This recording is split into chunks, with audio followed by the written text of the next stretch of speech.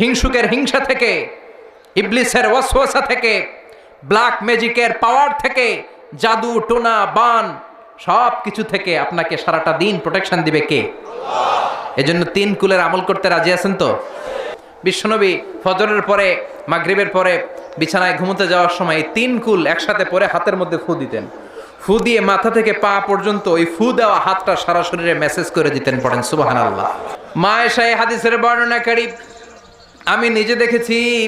মা আয়েশা বলেন, আমি নিজে দেখেছি সকালবেলা সন্ধ্যাবেলা ঘুমোতে যখন বিশ্বনবী যেতেন 3টা সূরা পড়ে হাতের মধ্যে ফু দিয়ে সারা দেহের মধ্যে মাসে করতেন। আবার আমি যখন অসুস্থ হয়ে যেতাম বিশ্বনবীরে যে বলতাম, ও নবী আমার শরীরটা ভালো না, শরীরটা বড্ড খারাপ, বিশ্বনবী তখন আমাকেও এই আমলটা করতে বলতেন। চিৎকার করে বলেন সুবহানাল্লাহ।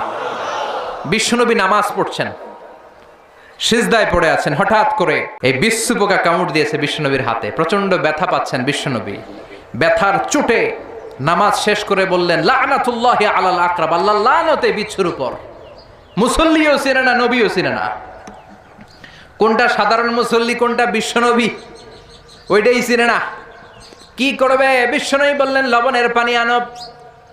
বিশ্বনবীর সামনে লবণ সেদ্ধ পানি আনা হলো। বিশ্বনবী বললেন, আঙ্গুলের মধ্যে ঢালো।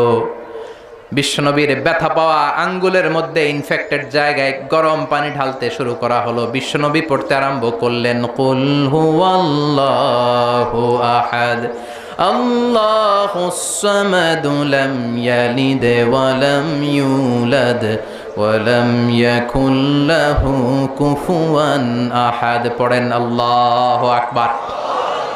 তাহলে প্রোটেকশন নিব এই সূরা দিয়ে। ব্যথা পেলে এই সূরা পড়ে আমরা ঝাড়ফুঁক করব। রাজি আছেন তো? তাবিজ ঝুলানো যাবে না। মানে আল্লাহকা তামিমাতান ফি জাসাদি উখিলা ইলাই, যেটা ঝুলাবেন আল্লাহ বলবে আমার কাছে 7 জন আছে, এটা ঝুলাইছো, যা এটারে তো রব বানাই দিলাম, এটা কেমনে ভালো করে আমি দেখে নেব, আমার জিম্মা আমি উঠিয়ে দিলাম। এজন্য তাবিজ ঝুলানো যাবে না। সূরাতুল ফাতিহা পড়ে ঝাড়ফুঁক করতে হবে, সূরাতুল ইখলাস পড়ে ঝাড়ফুঁক করতে হবে। বিশ্বনবী শিখিয়েছেন, আর বিশ্বনবী যেটা শিখিয়েছেন ওইটা বরকত দিয়েছে কে? তাহলে সূরাতুল ইখলাস, সূরাতুল ফালাক, সূরাতুন নাস পড়ে আমরা ঝাড়ফুঁক করব। রাজি আছেন তো? রাজি আছেন সবাই?